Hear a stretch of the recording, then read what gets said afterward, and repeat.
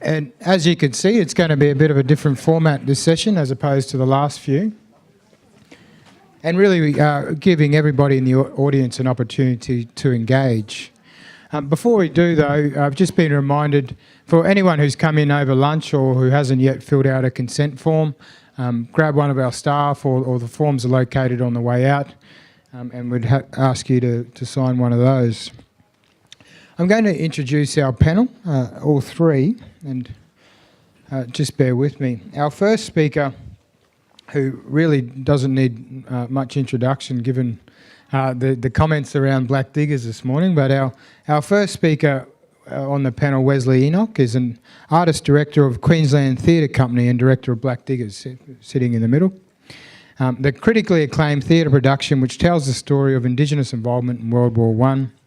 He is a renowned writer and director for stage and a proud Nunukal Nuggie man from North Stradbroke Island. Tony, sitting next to me, and Tony Albert is a contemporary artist based in Sydney. Significant solo exhibitions including Projecting Our Future in the Art Gallery of New South Wales and Pay Attention in the City Gallery of Wellington. Internationally, he has exhibited his work in Singapore, Tel Aviv, and the National Art Museum of China. And the Gyeonggi? And the Gyeonggi Museum of Modern Art. This year, Tony was awarded the prestigious Basil Sellers Art Prize, as well as the Telstra National Aboriginal and Torres Strait Islander Art Award. Next year, he will unveil a major new monument in Sydney's Hyde Park, dedicated to Australia's Aboriginal and Torres Strait Islander military service men and women. And our third and last speaker on this panel today is Dale Kerwin. He is a proud Guri, Aboriginal man from Warramai Nation, New South Wales. He has been awarded a PhD for his studies of Aboriginal trading paths, thesis Aboriginal dreaming tracks or trading paths, the common ways. He remains committed to furthering knowledge about Indigenous cultural heritage. His academic career has been driven by the need for a proper conversation between colonisers' history and the first Australians' history. And Dale is a secretariat of the Aboriginal and Torres Strait Islander Dedicated Memorial Committee, Queensland. So please give them all a hand.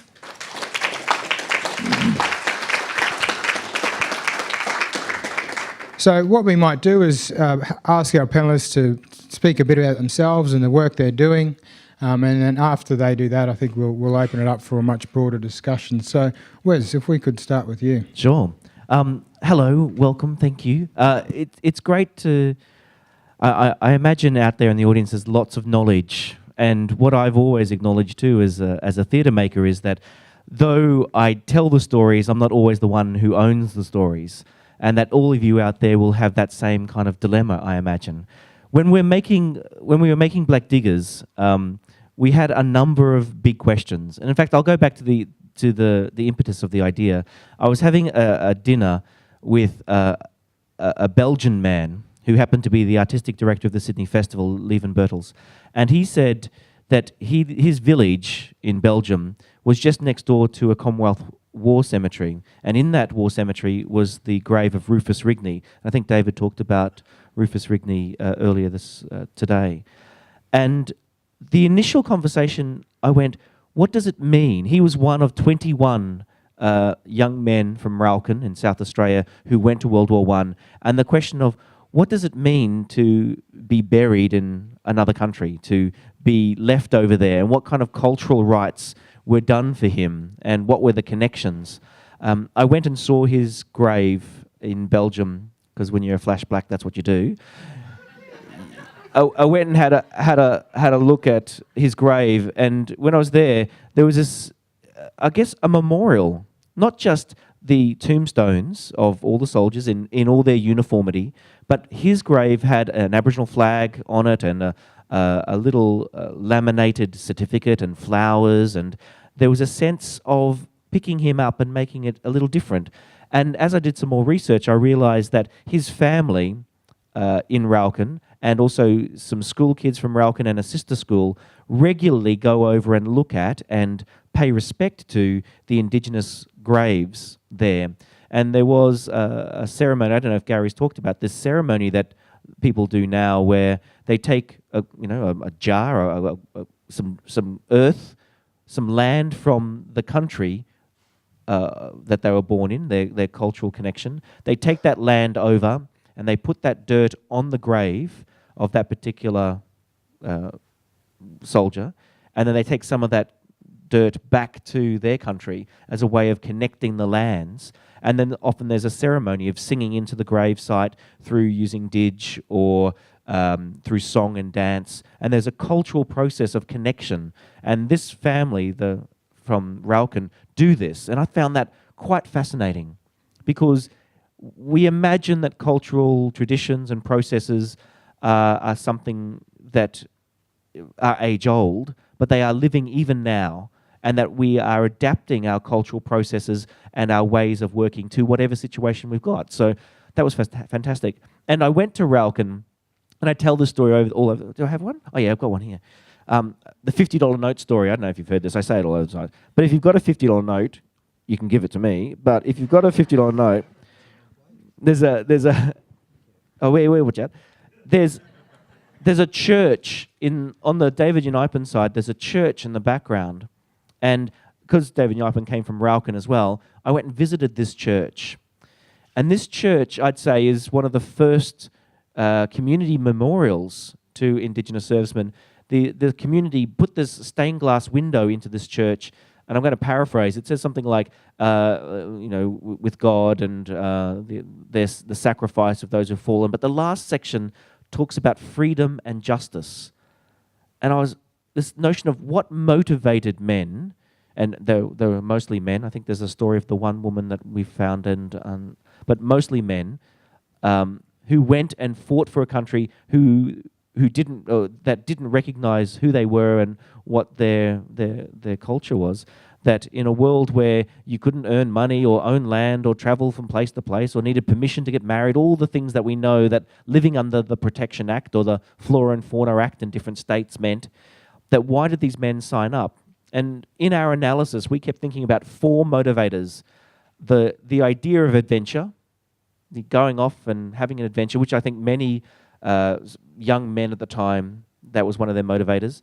The idea of escaping the oppression, because when you signed up to the AIF, the Australian Imperial Force, you were seen not as an Aboriginal person anymore. It was like you'd signed up to a different country, that you were removed from the state-by-state laws, and suddenly you had the governance of the nation that looked after you. And the nation, in our constitution at the time, didn't recognise Indigenous Australians, and so therefore, if you like, there's a loophole or a way of defining the service of the AIF in a totally different way. They couldn't recognise Indigenous soldiers as anything different to any other soldier. And I know the armed forces like to use the phrase, and I'm going to say it now for you, Gary, that the armed forces was the first equal opportunity employer. And I go, oh yeah, by accident or design, but either way, that's what happened. Soldiers could get the pay, could get to travel, got treated like wearing the uniform gave them a certain level of respect. So this idea of escaping the oppression was very important. We also think there was something about service, which was a strong motivator for Indigenous soldiers. A lot of men would have grown up on government-run reserves or church-run missions, and a lot of the ethos was about serving your community, being part of your community for the greater good. And so this idea that Indigenous servicemen would go, yes, this is important for us. And the last one, which is not always a popular one amongst some of the elders I talk to, but the idea of the warrior spirit, that you got to enact the warrior spirit within you, that, to go and fight and kill, was in fact the sense of, if you think that after 100-odd years of colonization, that here was an opportunity to go and fight and have the support of your nation to do it, that there was a sense of the warrior within. And I think all those 4 motivators were there, as I'm sure many others. And when we were looking at making Black Diggers, we also came across very differing stories. if you look at the official records, and very few of the official records are written by Indigenous Australians, they are, the recruiting officer, the medical officer at the time, maybe the corporal or the person who's in charge of the unit of men, and most of the time they are non-Indigenous people writing about the Indigenous soldiers. So we don't get a clear Indigenous experience necessarily.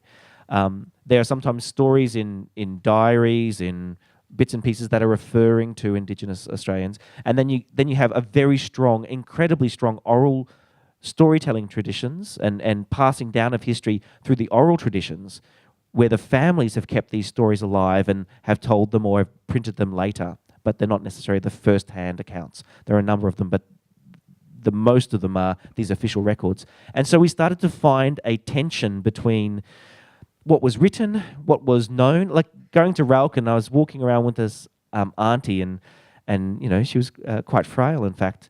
And you believe that Rufus Rigney was 10 foot tall and made of iron. Like, this man was, in her mind, this incredible leader. He was 16. I think it was 16 when he signed up. He lied about his age, as many soldiers did.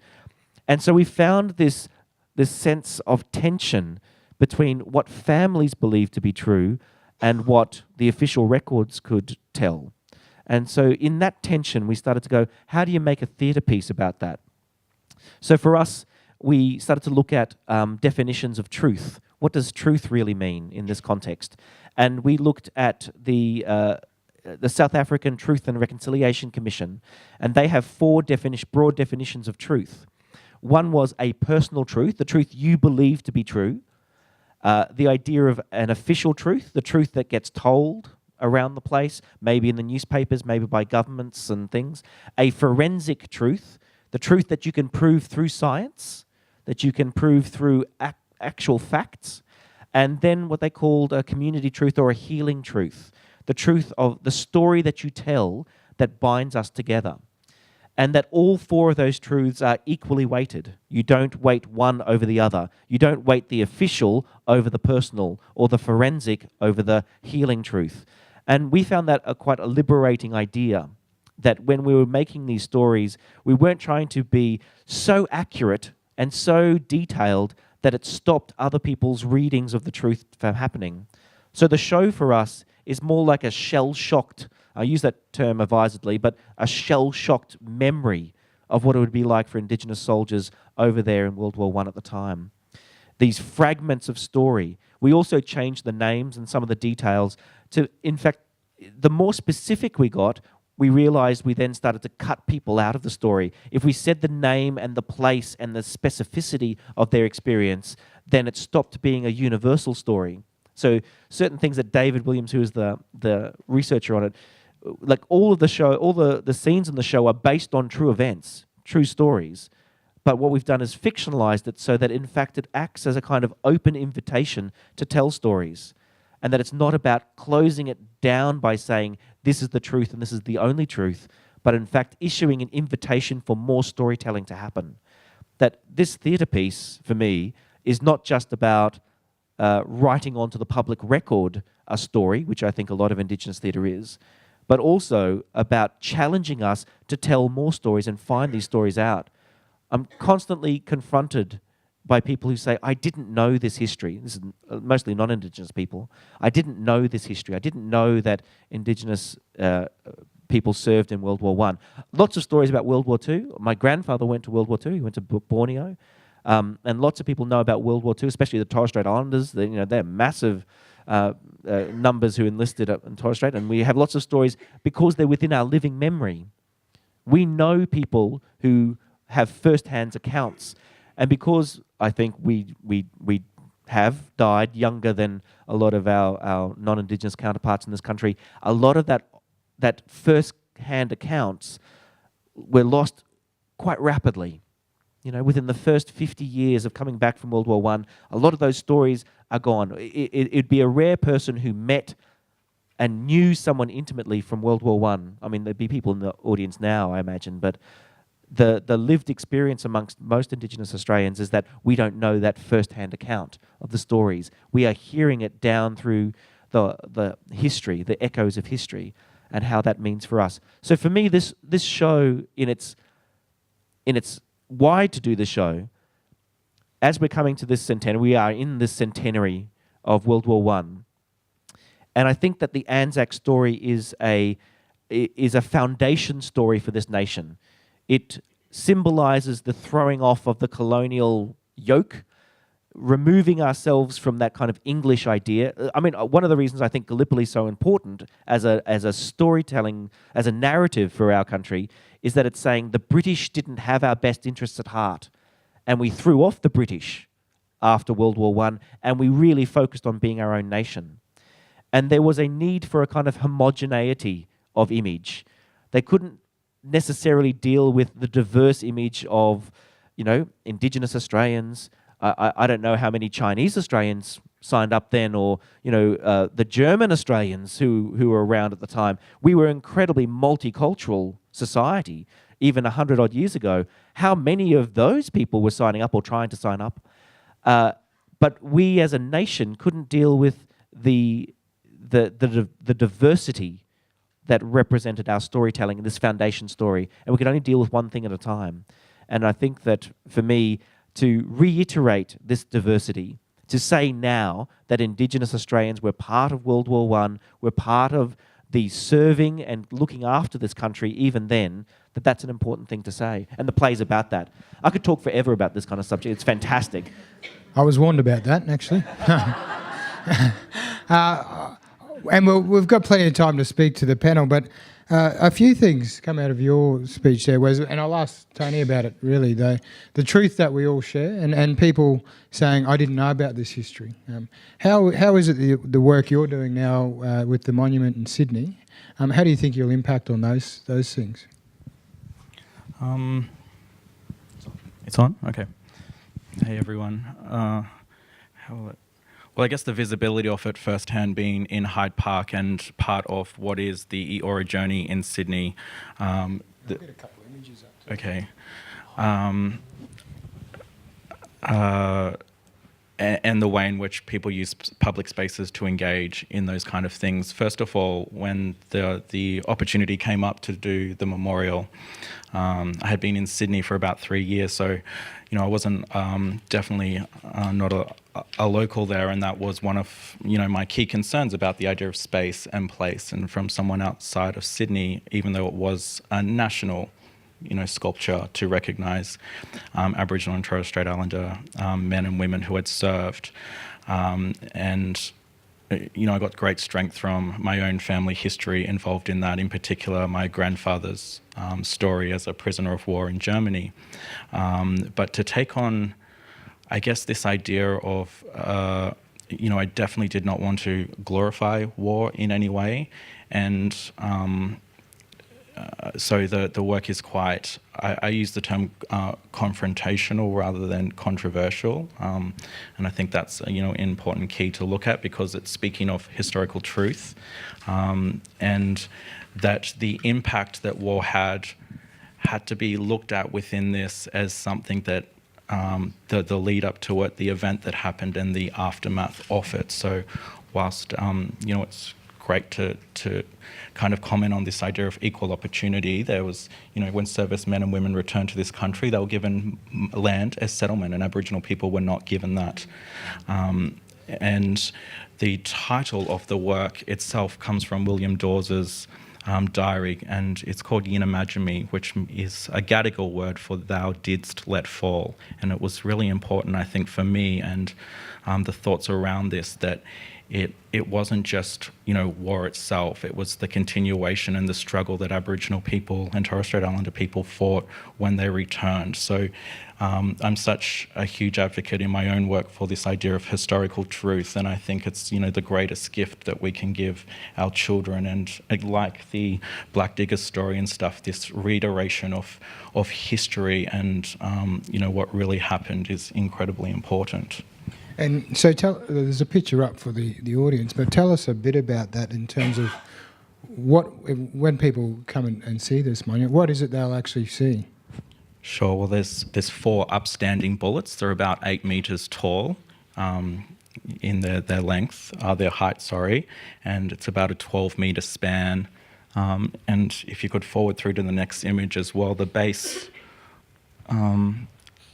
the base of the work here actually sits on a kind of a boomerang bed. So in investigating this, I was very fortunate to be included with the Australian War Memorial in their tour, where they get artists to go and on tour with different facets of the army. We had people go to Afghanistan and East Timor, and I was fortunate to go to travel to Darwin for Norforce, doing border security and sea patrol, which is patrol basically made up of Aboriginal men and women. And through that got to do so much research at the memorial and really look at not only the vast stories, but then the lack of that kind of information that existed as well. And what became apparent was that this could not be a memorial which just listed a group of names. That was actually going to be impossible to do, and by all accounts it would be inaccurate if we tried.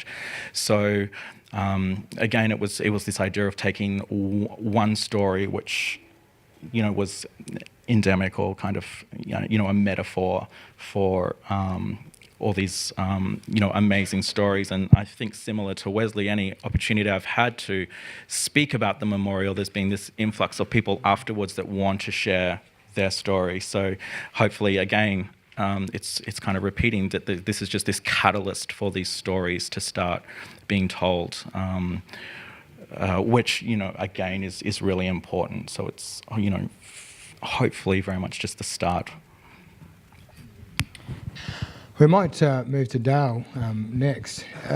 Dale, you're doing a tremendous amount of work, I know, for the memorial here in Brisbane, but do you want to, I suppose, talk to the audience about what it is you've been doing, and also some of your work generally?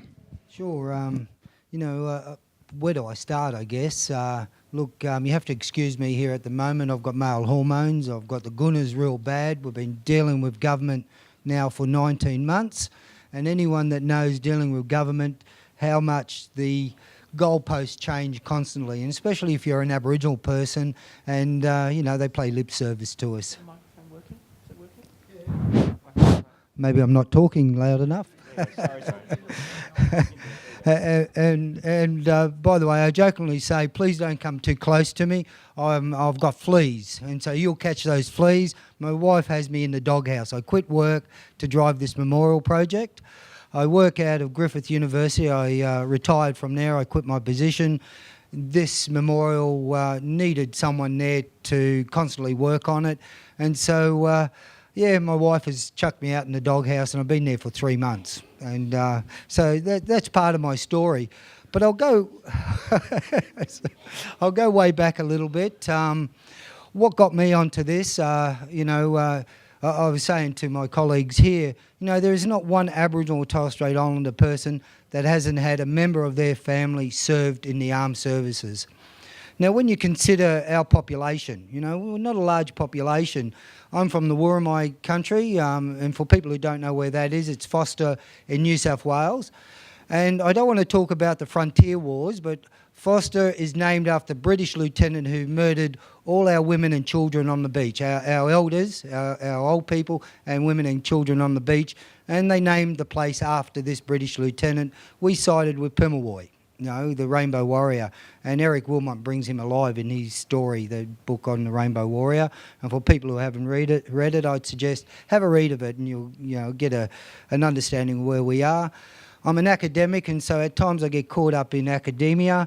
And look, I think we're at the point of decolonisation. I've been working for a long time on recognising Aboriginal trackers who went to the Boer War. And that story was told to me from Mr. Bonner, and I was fortunate enough to work with him all those years ago when he was chair of the Aboriginal Advisory Council to Queensland Government.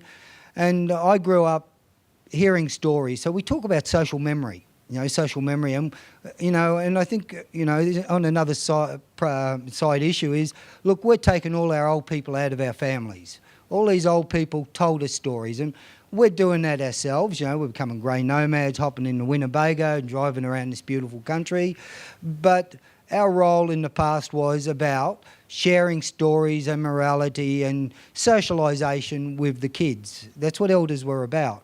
And my grandfather, Charlie Leon, who was chair of the Aboriginal Advancement League in 1958, he used to tell me stories, and he'd sit there. I was born in 1958, but when he was a bit older, he would sit there and tell these stories, and he would bring them alive.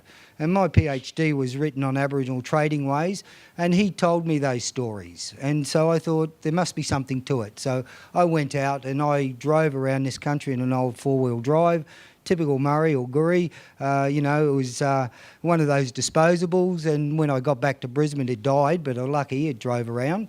But I sat with our old people across this country and they told me these stories. And a bit like Wesley, we don't own these stories, you own them. And that was how I looked at this. This is how we tell these stories. And so over the years, I've been fortunate enough to sit with my elders, and they've shared all these stories. Uncle Thomas here, he shares stories about, we talk about equal pay. Torres Strait Island people, warriors that served on the armed services, weren't paid equally. They fought a long campaign to have their wages recognised and still didn't get them, did they, Uncle? No. Uncle Steve Mam told stories about when he was a boy climbing the coconut tree and watching Horn Island get bombed. You know, he didn't know whether to say, good on you Japanese or you poor white fellas. You know, so, you know, that's the stories we have. And so our elders tell these stories. And how do we bring them alive, you know? And so, you know, when we talk about memorials, I've travelled the breadth of this great country and I see memorials to the side of the road to people that have been murdered by Aboriginal people. We have this social memory of Mitchell, a statue put up of him, you know, and a town named after him, the landscapes named after all these other people. And so, you know, where is our social memory in the landscape? You wander around Brisbane, where is the recognition to Aboriginal and Torres Strait Islander people here in Brisbane? Where's our imagery? You know, and so that's where I come from. I have a museum background as well as an education background, and so we deal with those metaphors of poems, music, plays, visual imagery and things like that, you know. So again, where are our imagery? You know, in New South Wales, Mitchell Library has Flinders cat on the building, you know, truly, you know. We have memorials to horses. Here in Brisbane, the Second World War, the American soldiers brought over a dog. There's a plaque to that dog, you know. But where are the plaques to Aboriginal and Torres Strait Islander men and women? You know, I have two Vietnam vets on our committee. We've been working away at 19 months now, negotiating with State Government and Brisbane City Council. We're still at a stalemate. You say yes, yes, yes, with still no announcement. But these uncles, they've said to me, this isn't about segregation. No, this is about recognition to our men and women. Now, I was fortunate enough to find an Aboriginal man that went to the Boer War. He was buried in an unmarked grave up at Ingham Cemetery. It was a pauper's grave. We went to Veteran Affairs. We managed to get some funds to put a plaque and have a dedication to him. The RSL got involved. The whole community turned out, you know, and it was quite emotional for me to think, as well as non-Indigenous people, servicemen and women, came to it. All walks of life come to it. But one of his descendants said, Dale, you know, finally we're being remembered. We're being recognised. And that's what the memorial is about to our servicemen and women. It's not about segregation. These old uncles, they won't let me segregate. You know, they won't let me segregate. It's and you know, they had mates that they sat in the trenches with. One of the old uncles said they drank out of my water bottle. You know, and so that's what this is for. It's recognising those. We also engaged in a question was, why did our men and women go and fight for this country? And of course, I'm a bit of a romantic. I think our men and women were fulfilling their roles as warriors in their communities, and they went away. But the other uncles, they say, no, I would have went to jail if I hadn't went to Vietnam. You know, so you know, it's those stories, and it's a reality too. And also, you know, not one would go. Brother here, he'd go sign up, and I'd go follow him and sign up, and then all the other brothers would go and sign up. You know, I have one family from my community, 30 members have served. You know, and that's incredible when you think of our numbers. And so that's what our memorial is about. It's about remembering our contribution to this history of this country. And I think it is about decolonisation as well. Finally, we will be remembered. And feel free to ask a question. I mean, are there any questions from the panel? For the panel? I know we've got a video, so we might play that now and get you to speak about that, Wes, but they're just going to put that on. I think it's of you dancing. No. You see the world turned upside down. See the world turned upside down. Right, name? Arthur Phillip, Albert Street, Georges River. Anyone have the slightest idea what substantially European means? Bertie here wants to join up. Join up what? The army, Pop. Earn money. See the world. Fight for country. We've been fighting for country for a long time now. Where they all going? Fighting, army. Yeah, I know, but what? But if we know. No one knows what it's all about. Actually, there has been a long build-up of tension across the continent of Europe with a wide range of factors. Fighting not just for God and empire, but to define what it is to be a man, an Australian man, in this, our young Commonwealth. Yea, though I walk through the valley of the shadow of death, I will fear no evil, for thou art with me. Thy rod and thy staff, they comfort me. Thou preparest a table before me in the presence of mine enemies. Listen to us and you shall hear news that's been coming for 100 years. You see the world turn upside down. See the world turn upside down. Fellas! Do you remember Ollie Thomas? Freda Thomas's boy? He was sitting on a bench chatting to some mates. And he took out a revolver and he shot himself in the face. Well, why do you think the captain kept sending you on recce then? Maybe he thought I had better camouflage in the dark. I paid to want to see a fair tattooed lady. She was a sight to see, tattooed from head to knee. 4 years I spent in uniform. All of us, ready to make the sacrifice. And now I get back, and you serve a stroke of a pen that it just wiped Aboriginal land off the map. These two ex-servicemen are welcome here today or any other day. We don't see the skin, we see the service.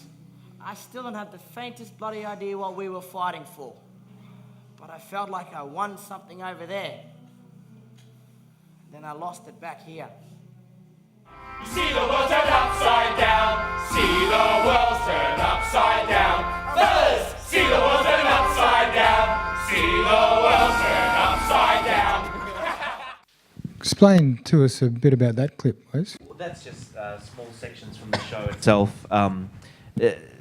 Again, going from the stories, things like the one where he says you've just swept Aboriginal land off the map, it comes from the story of the soldier settlements that we were talking about, where a lot of non-Indigenous men, when they came back, could get a parcel of land after World War I, but Aboriginal people, ex-servicemen, couldn't access it because of the way the state laws worked.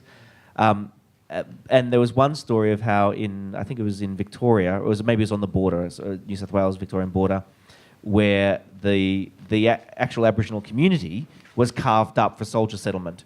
And so you'd come back and realise that the community you used to live in was no longer accessible to you, and nor could you even apply for a soldier settlement because the state laws disallowed you from doing that stuff. And that, what Tony was saying too, and Dale too, the idea of, yes, there was a whole range of freedoms fought for and won, and that as part of the AIF, these Indigenous men had certain freedoms that when they came back just disappeared. And there's one little bit there where he says, I feel like I won something over there that I lost when I came back, which is one of those interesting ideas. And the one thing too that I really want to point out is the substantially European line, which was very interesting in I'm going to call it a charter. Is it a charter of the AIF?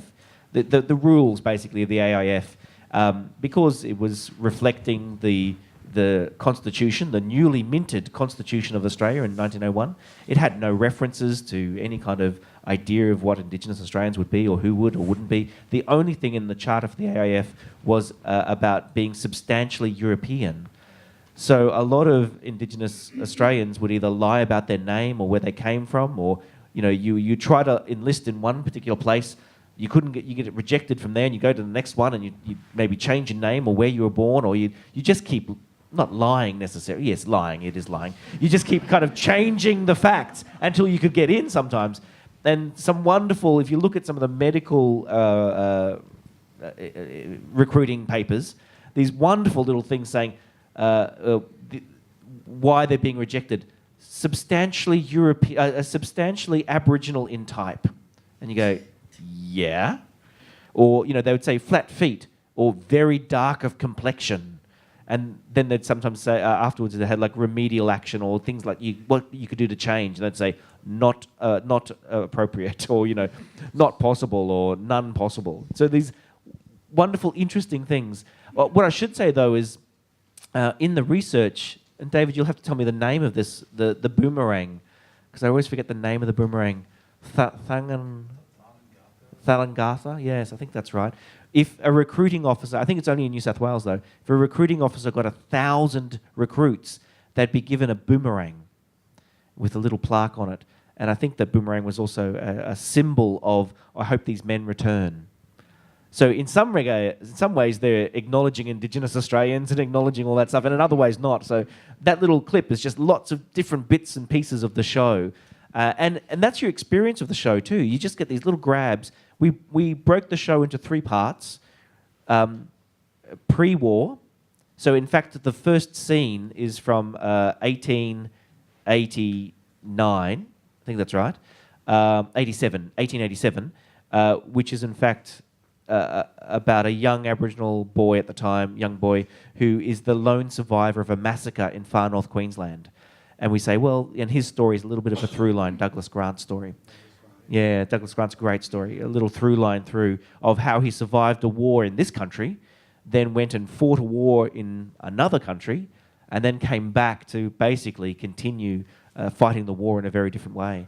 And Grant was an engineer. Indeed. Yes. So these stories of, we start not just at World War I, but actually what were the conditions under which Indigenous Australians were living, and then the second part is about service at the front in the war, and then we spend about at least a third of the show looking at the repercussions when they come home, what happened to Indigenous soldiers. You want to say something, Dale? You look like you're about to jump out of your seat. Oh, yeah. So. Usually, hey, if there's an unattended microphone, I'm on it. But look, in amongst all the research we do, I've made a lot of mistakes, as other historians, researchers do. I've written about the Boer War guys, and there's one fella in there, Murdoch, who I mistakenly put up as a Boer War guy. He was First World War, and after meeting his family and that, the deputy council,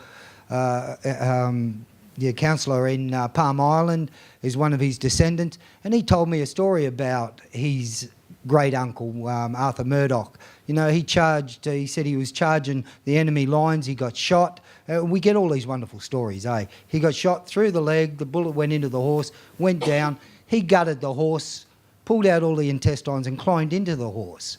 And of course the enemy advanced over him, he came home, and so there's lots of stories we get. There's one of an Aboriginal man in the First World War, Queensland fella. He got separated from his unit, went back to the Allied lines. There was the Indians, and they captured him thinking he was a spy because they said there's no black fellas in the Australian Army, and this is a story that we find. We find these. And do you have any that you'd share?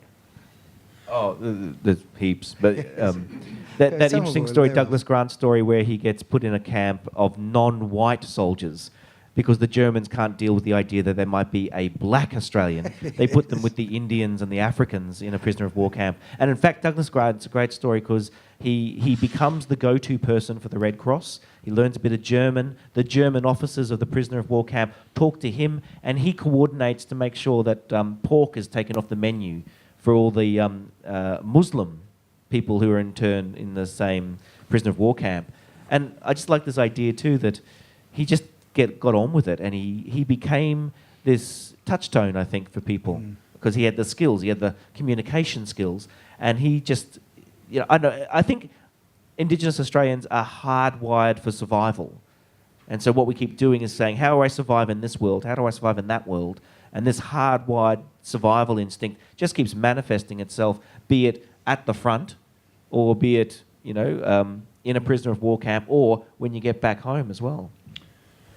And a question for each of you, really, and one of the things I think is really evident for me, sitting back here and watching you and watching the video production then, was that being involved in these types of shaping this monument or a show like Black Diggers really affects your own personal journey. And I think looking at the cast would probably affect their own personal journey in that respect, Wes. Can you speak about that, each of you, perhaps, how the work you're doing now, you, Tony, with the monument, you, Des, with your research, and a show like Black Diggers shapes your own personal journey? You want to start, Wes? Sure. I have to acknowledge Uncle up there, because I think that Podgy, as everyone calls him, Uncle George has been a great inspiration too, and he'll have lots of his own stories. If you haven't already heard stories from Uncle George, you're not alive, because he'll talk your ear off. But these fantastic things of when you sit down and you listen to stories, you realise that we are living in the house that's been built on those foundations. And it actually made me think about my grandfather a lot. My grandfather went to Borneo, as I said, and as a child, I was told he didn't really see much service, he didn't really do much. But actually doing this research, I've been able to go through and realise he spent like 4 years out there doing quite active things. And I remember Garth O'Connell was talking about this from the Australian War Memorial, saying, actually, that would have been a very bloody, lots of very heated battles that particular unit would have seen. And I started to see his behaviour differently. My grandfather died well before I was born, but he was a very troubled man, and all about power and control, and about the stories of, you know, trying to raise he had 15 children, 2 have died quite young, but he had 13 children to raise, and, you know, he was not a great father, if to listen to my father's stories. My father tells the story of his first car, that my grandfather took his first car and smashed it into a tree to prove, to say that he was the top dog. And there were kind of psychological scars that I think that had been inherited, not just through what could have been a very troubling upbringing on the mission or whatever, but also through seeing such atrocious acts of men upon men. Could have been quite a terrifying thing. So I'm not saying I forgive, or kind of, it's not about forgiveness, it's actually about trying to put things into a context and see what it has meant for our communities, that we have constantly been striving for things and being pushed back, or not being able to achieve like our non-Indigenous mates have, that we can look at the families of people who got a soldier settlement, say, and what happened to those families and where they went. There'd be sob stories and good stories like everywhere else. But for Indigenous Australians, we haven't even got that chance. So this last 100 years have been adding to that whole idea of oppression and being behind the 8 ball. But then you get like our generation, I think, where there is a sense of education and we are on the shoulders of these great giants. And I now look at what my grandfather's life was and think, you know, well, I can't judge him by standards, I think, now of behaviour or otherwise. I didn't have to live through what he lived through, and it's because of his sacrifice. And Tony, you mentioned that putting together this memorial, you've travelled not just to the War Memorial, but you've travelled up to the Torres Strait. How has this changed you, being involved in something like this project? You know, it just makes you think a lot. I was really fortunate to be brought up with a lot of that oral history. Our family's been fortunate to have a book written about my grandfather's story and research into that. But it just brings up this constant idea as people that we are fighting for the scraps in every situation. For me, you know, it comes across as this kind of great prestigious thing to be given, you know, this a monument to be done, and then, you know, a year later the Sydney, you know, announces 3 major, you know, contemporary public artworks at $2.4 million each, which is kind of a phenomenal budget compared to the budget given for, something like the Memorial for Aboriginal People, and the significance of the two just kind of outweighs it. So it's just a constant reiteration for me of really how bad, the continuation of things are existing in this country for us as people. Yeah, just a question from the floor. I'll give you my microphone, actually. Oh, we've got one here.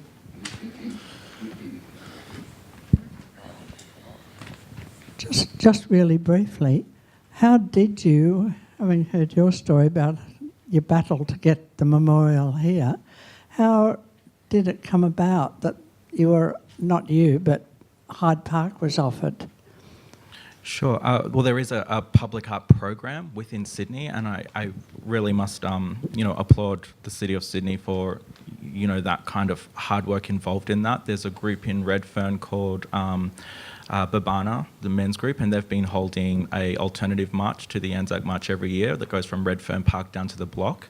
They've been advocates for the project and very much working alongside them. So there's a huge community presence there that is of very vocal people, and their message, I guess, is being heard, which is great. The supposed culmination of the Eora journey is the sculpture or memorial of public artwork in recognition of First Nation peoples.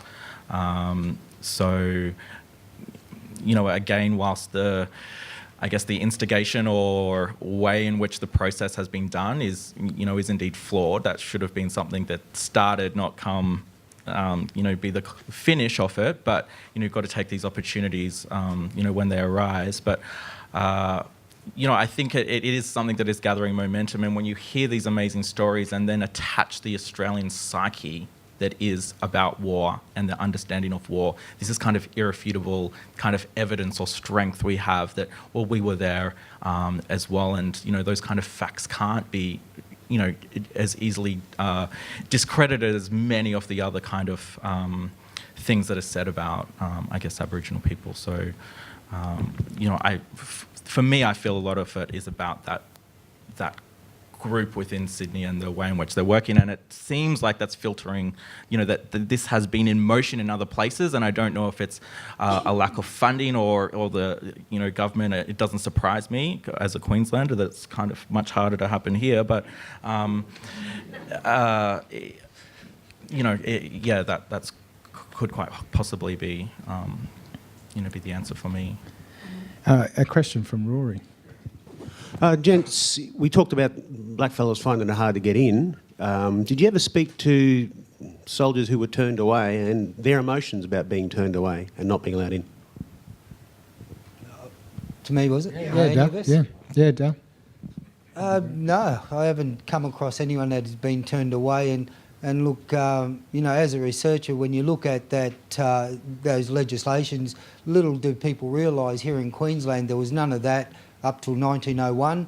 Aboriginal men and Torres Strait Islander men and women were included in the armed services, right from the shearers' strike and through to the protection of the top end of Australia, as well as the real rider that excluded us from the armed service was based on health.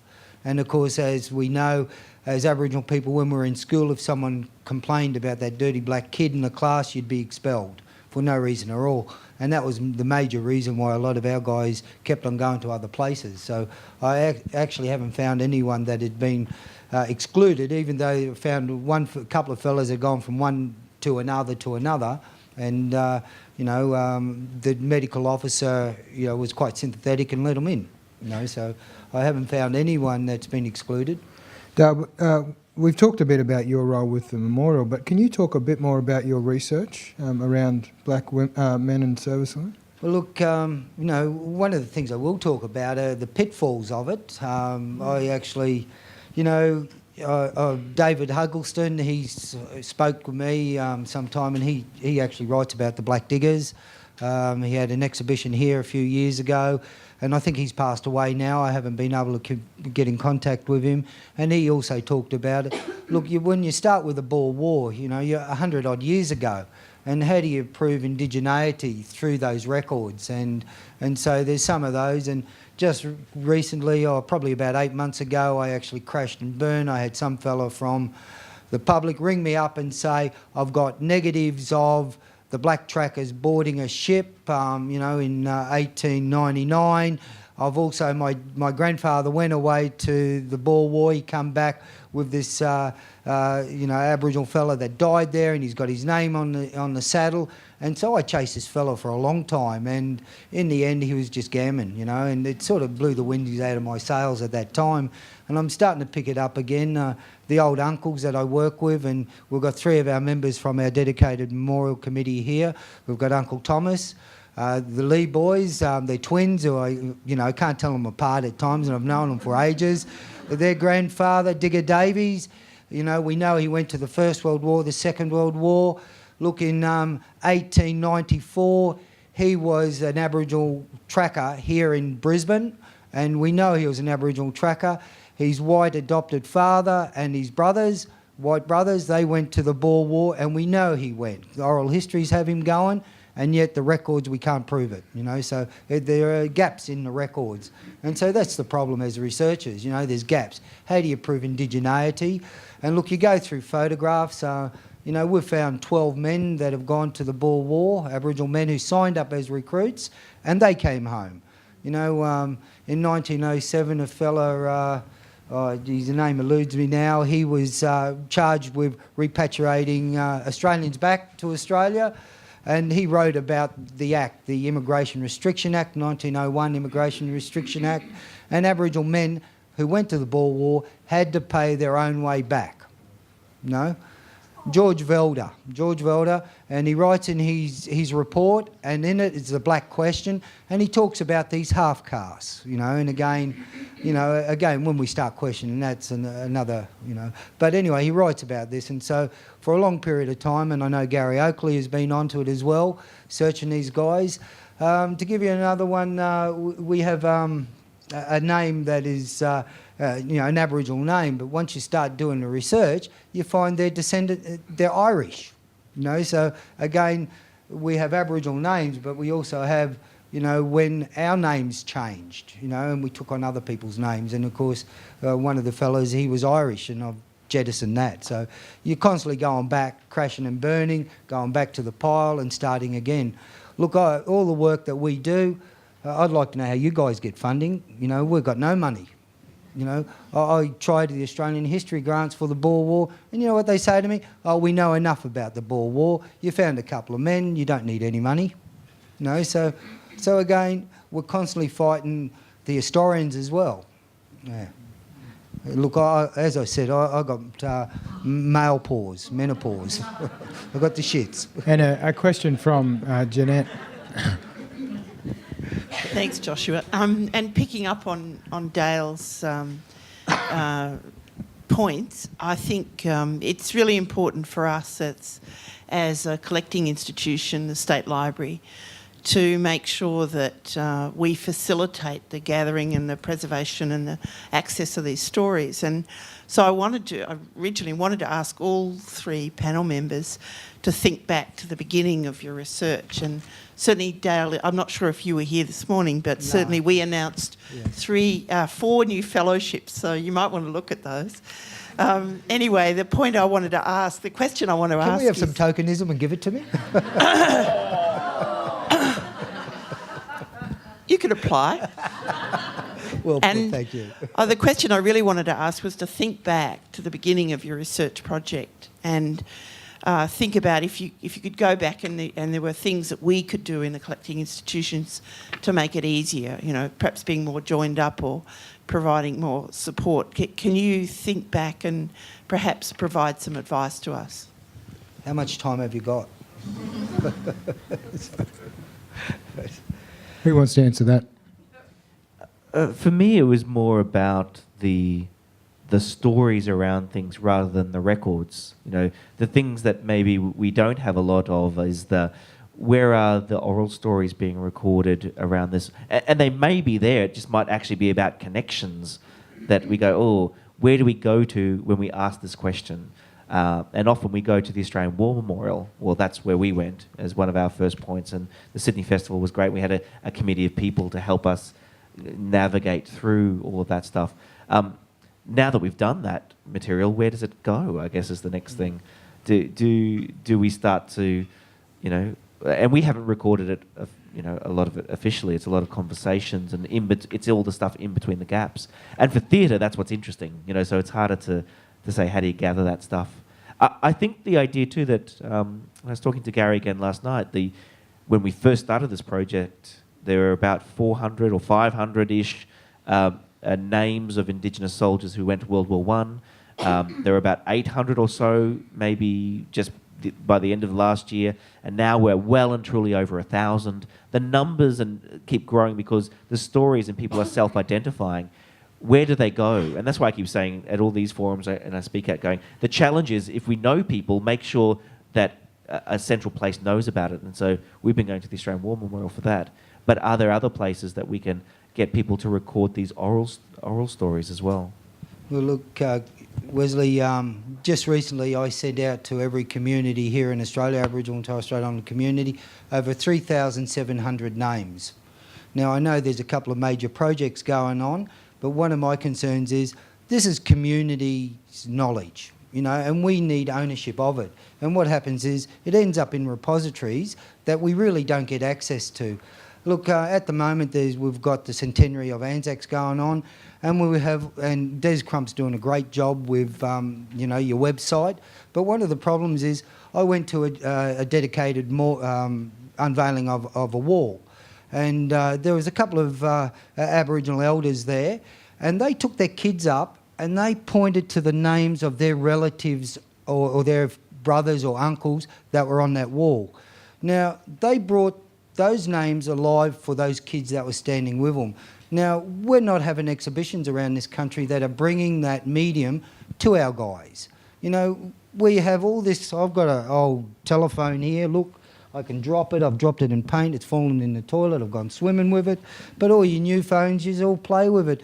Kids do that, but as elders, we engage stories, like the play does, like, you know, the social memory artwork and things. We engage stories, and we're not getting the opportunity to engage in those stories anymore.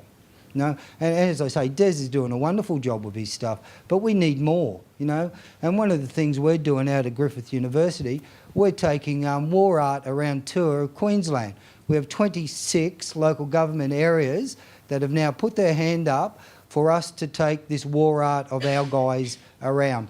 And one of the things is you have war art, but how do we do Aboriginal contemporary art into a medium, traditional art into a contemporary medium? And to tell a story, I read a book about Sandicam, you know, the Changi prison. And there was a story of this fella in there. He was sneaking out, stealing food from the Japanese soldiers, bringing it back into camp. He got caught and was beheaded. And look, the book doesn't say he was Aboriginal, but I was talking to one of the old uncles from Mitchell, and he told me that story. It was his uncle. And so how in traditional Aboriginal art do you present this notion of war? You know, and so we actually have a project that's doing that shortly. It goes on tour in 2017. Again, we don't have funds for it, but we'll get there. Someone will come along, I hope. Just to add to that, like you go to the War Memorial and there's a little room there. It's got this painting of the Somme, you know, in France. And I don't know if anyone's been there, but when the light's on, all it is the Somme with the pillows and things like that. You turn the light off and there's skeletons marching across the Somme. You know, and it's that spirit that drives me and drives all the uncles. They talk about it, and it's a bit like our spirituality. Yeah. And one final comment, question down the front. Just grab the microphone for you. Thank you. Pardon me. Just a comment, a question, then a comment on the answer I get. Just wondering about the colour patches in this show, Black Diggers. Where did the information on colour patches come from? For the show, I'd have to talk to the the costume designer, it's not all one unit, I must admit. There are lots of different units that are represented Yeah, in it's the... just one specific thing. Oh. The colour patch that is on there contravenes with what's happened with Aboriginal people. They were never conscripted, and that's a conscription colour patch. That's all, and I'll leave that with you. Well, we'll check that. Gary's we've always got a checked things comment. out about those things. So, I mean, Gary's waving at me. so Gary's. If I don't Gary's let saying him something have else. the microphone, I'm in real trouble by the looks of it. So we better. That's what we say with research too. Sometimes we get it wrong, and you know. Gary, we'll let Gary make a comment. An AIF colour patch. AIF colour patches don't have grey borders. First AIF colour patches. Between the wars, the militia carried on the tradition of colour patches. They don't have grey borders. The Second World War came along. The second AIF, to distinguish them from the first AIF, got a coloured border. The militia didn't get a border. So you could serve in the Second World War with a non-bordered colour patch exactly the same as the First World War, because your battalion follows on. So basically, the colour patches that you see being worn are First World War colour patches, but they are the same shape as militia patches after the war. So it does confuse people if you don't know your colour patches. There you go. We always give it to an expert to deal with that one. That's very complex in my mind. Thank you very much, because that was something I picked up, and you know, thank you. And the other thing is that in the story they speak about Spanish flu. Now, I lost 2 grandmothers in that so-called Spanish flu, which in fact, if you check up through history, through the medical stuff, and go to the Diamantina reminiscences of Diamantina Hospital, you will find that it was not Spanish flu, it was bubonic plague, because bubonic plague is so named from the bubons, or big warts and blisters that form where the fleas have bitten the people. Now, the first places that so-called Spanish flu came in was firstly Melbourne, then it bypassed Sydney, bypassed Brisbane, went to Maryborough. And Maryborough has 2 sisters who looked after the people with bubonic plague. They were never recognised, but about 10 years ago they erected 2 graves for them. The authorities then put a chap from Maryborough Hospital with this Spanish flu into Bramber. Yes. And he had the unfortunate name of oh golly, I've lost it for a minute. I'll think of it in a minute. Anyway, and he was put in there. My mother had an amazing memory. She had an amazing memory. She was the historian for the Gubbi Gubbi people. And that song that Marucci sang this morning, Gurrin in Yanami, was taught to her by my mother. So, and it's pretty factual. And if you look up those things, you'll find that the actual bubonic plague started in England. So it probably is somehow dodging payment to people at Bramber. Thanks very much. Thanks. All right. Well, we might have to leave it there for this. Well, one more. Yep. This is going back to the frontier wars. One thing I find perplexing about the Australian War Memorial is that it recognises and documents the frontier wars in New Zealand between the Pakihas and the Maoris, but it doesn't recognise the frontier wars here in Australia. But is there a movement from the Indigenous community to change the Australian War Memorial's constitution in that regard? You're saying no, Gary? I can answer that. Do you want to give Gary the... in case you missed this morning, I mean, Gary's out the Australian War Memorial, so he presented this morning and obviously can answer this question. Under our Act, we don't recognise those early wars because it's not in our Act what we do, and we do not collect that stuff. A year ago this month, the director of the War Memorial and the director of the National Museum got together. They had a meeting, and what came out of the meeting was, it's a story that needs to be told. We at the War Memorial will not tell it, but we will help the National Museum tell it. The National Museum went away and said, it's what we will be doing, so they're going to do it. The reason why we recognise the Maori Wars is because we sent troops over there to fight there. That's the only reason. It's one of our wars.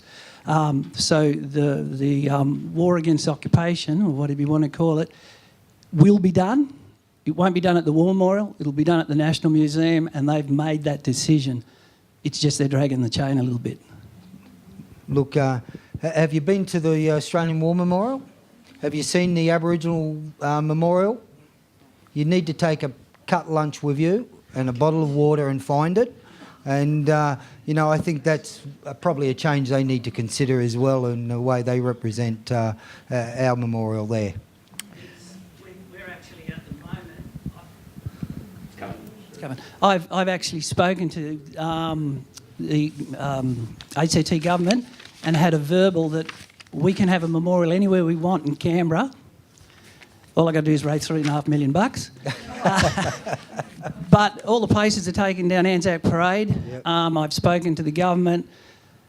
I've told them that if we have a memorial, national memorial, it's got to be in the sightline of Parliament House and AWM. That's an agreement. The director of the War Memorial has given me a verbal and said, if you can't get your spot down Anzac Parade, I'll give you a spot on the grounds of the War Memorial, but we don't particularly want it on the grounds of the War Memorial. We want it on Anzac Parade, where all the other memorials are. To get a national memorial, the Prime Minister has to tick it. That's not going to be a problem. It's just a matter of getting a group of people together and raising $3.5 million. But it started. We just don't know when it's going to finish. Well, Gary, we're trying to raise $1 million and we're waiting for our government to make an announcement. Maybe we should go to the Prime Minister, seeing he ticks things off quicker. Yeah. All right, I've got to leave it at that. We're running over a bit of time, but please thank our panellists, Wesley, Enoch, Tony, Albert and Dale Kerwin.